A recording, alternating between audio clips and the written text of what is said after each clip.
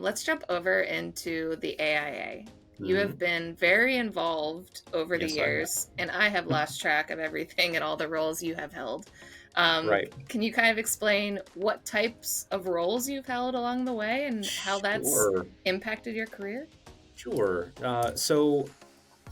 I joined the AIA right after I got licensed, and let's asterisk that for a minute because we're going to come back to that.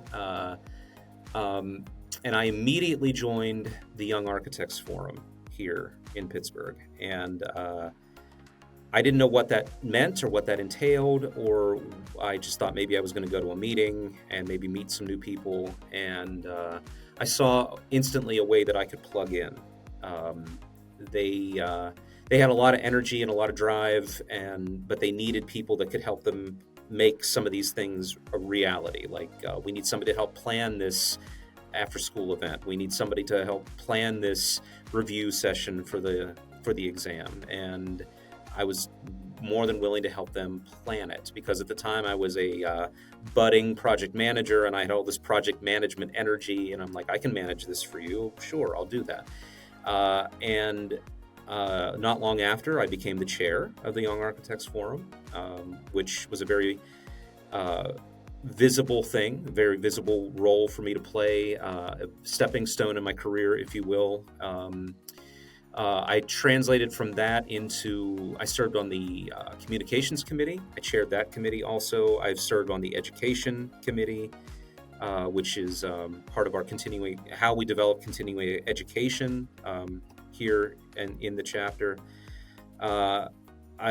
While I was doing all that, I was also the state licensing advisor, volunteering for NCARB, the National Council of Architectural Registration Boards, which I became aware of through my work at the Young Architects Forum and through my work trying to help young architects pass the licensing exam. That kind of led me to NCARB and led me to a 6 or 7 year stint as the state licensing advisor.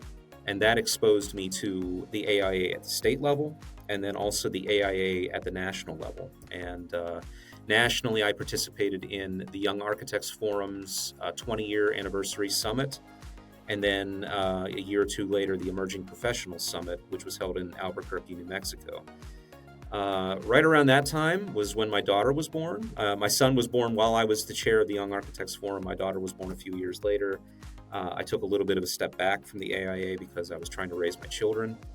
But then I got tapped to be the part of the board of directors of our Pittsburgh Architecture Foundation, which was being resurrected or reinstated, whatever R word you'd like to use there. And the initial program of that reinstated foundation was what we call the Leadership Institute for Emerging Professionals here in Pittsburgh. The inaugural class was in 2017.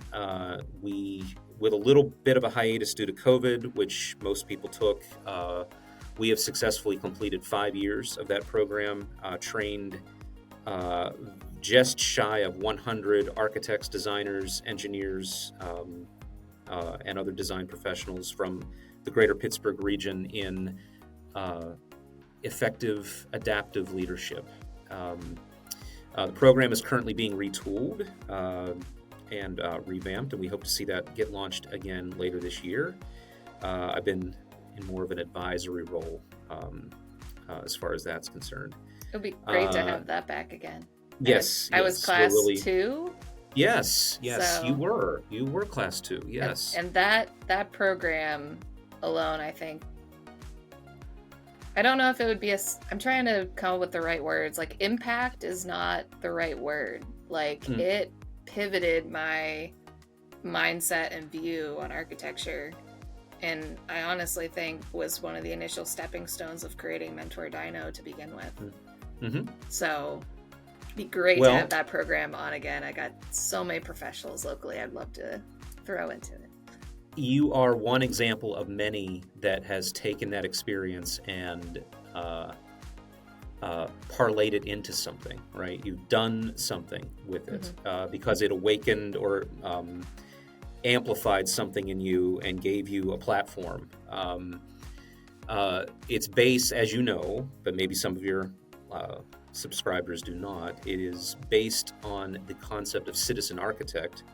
I become more fond of the term citizen designer because it's a little bit more inclusive, but this idea that design professionals are the good guys, right? And we have this ability not just to design, but to act as leaders in our communities. And it gives the leadership traits, the leadership training that 100 design professionals have gained through the Leadership Institute has given them the opportunity and the tools and the skill set that they need to go out in their community and do great things. And this podcast and all your efforts toward mentorship is a perfect example of that. So yeah, we've got thank you for somebody who's a mayor now. The mayor of Etna. Current mayor of Etna is a Leadership Institute graduate. How about that? And still an architect and practicing. So you never know where things are going to take you when you jump into something. That's right. But what else beyond the Leadership Institute? Sorry to cut you off. Yeah. So I did get tapped. Yeah, I know we're not done. I did get tapped to be on the board of directors for the AIA. I joined the board in 2016, 2017. The years tend to run together. I threw my hat in the ring to be the secretary for the board, which was a role that I was very happy to fulfill for about 3 years. And then the second vice president position came available. And you and I talked about this a little bit prior to the interview, but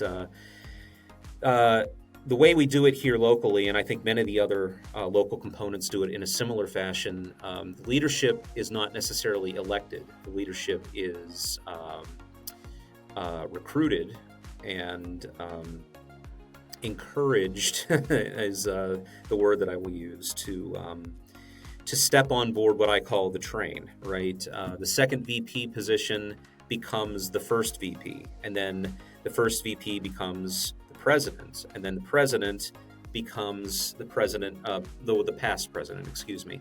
So by agreeing to be the second vice president of AIA Pittsburgh, you are agreeing to basically a 4-year commitment where you will continue to ascend in the leadership and ultimately 3 years in, which is where I am right now, become the president of the chapter.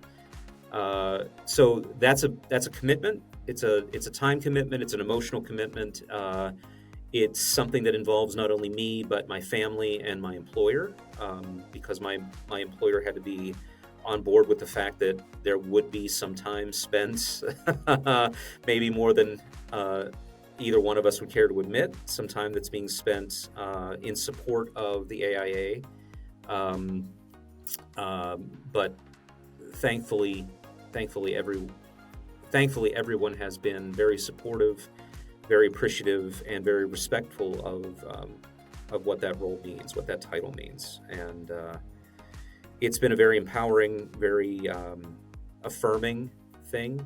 I don't mind sharing with you that I struggled a lot making that decision 3 years ago because I knew where it would lead.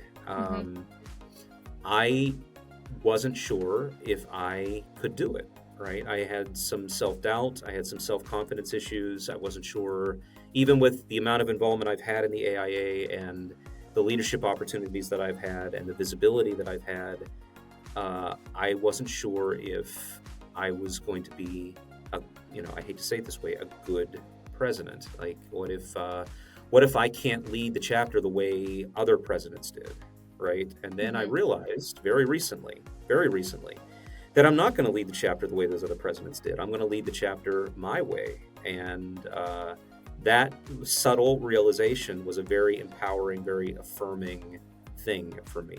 So I realize it's not just about what I've been doing, the role I've been filling for the chapter, what I've been doing for the Institute. It's also what that has been doing for me in return. So very grateful for the opportunity.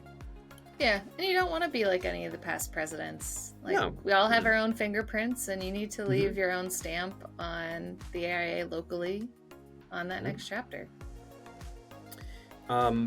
it's been a very interesting year also to be the president. This is our 125th anniversary year.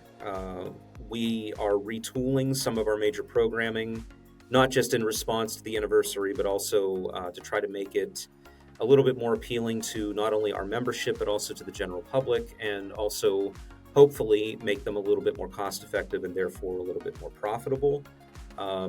So it's been a big year to be retooling both our Build Pittsburgh event, our continuing education conference in the spring, and also our Design Pittsburgh, our annual awards gala in the fall, which is going to be our anniversary celebration.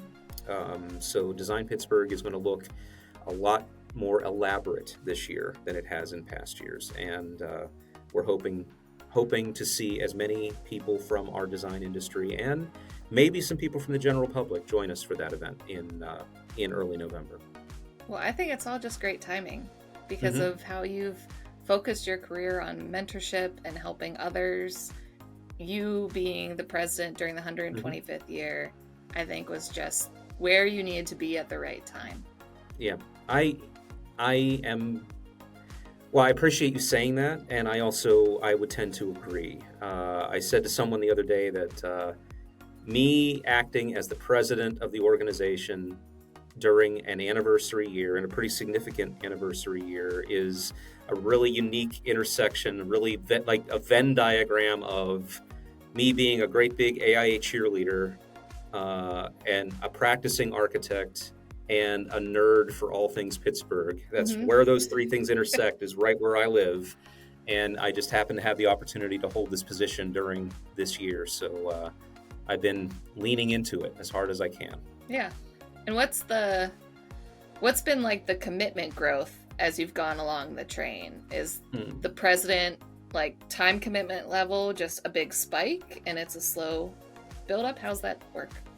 I would say it's a slow build up and then it's a spike. Okay. That's what it sounded like from how you were talking. Yeah.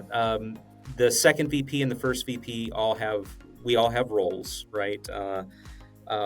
In addition to other things, the second VP acts as our Build Pittsburgh chair, and our first VP acts as our Design Pittsburgh chair.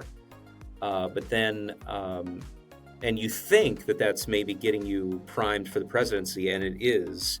But then once you become the president, there's a whole other set of responsibilities that come with that. And it's also, like you said, you make it your own and you do what you will with it. But there's some visibility that comes with that. I obviously can't be at every event, but I try to be present and visible at as many as I can to promote my role in the AIA, but also to represent the Institute.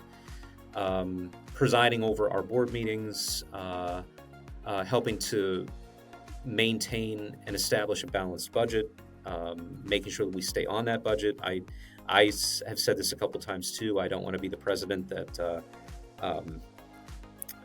operates in an imbalanced budget or runs the Institute into the ground or spends all of our money, heaven forbid. There are checks and balances in place for that, by the way, but you know, I am trying to be as financially responsible as I can, being a good steward for the AIA and what value the Institute brings to its members, and then also acting on a national level. Also, we did our advocacy event in late February, the Leadership Summit, where we met with our elected officials on Capitol Hill to lobby for the AIA's collective interests.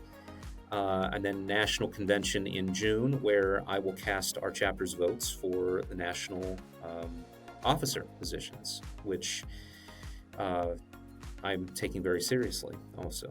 So, yeah, and then a whole host of other things that I'm probably forgetting, but yeah. Well, I won't be the obnoxious person in the back cheering when you do it, because I am going to national this year. So. Oh, great! Wonderful. Yeah. Well, then we'll have to hook up while we're there. Check out the full discussion from this bite of advice here. If you enjoyed this video, don't forget to hit the subscribe button so you don't miss out on more mentorDINO content.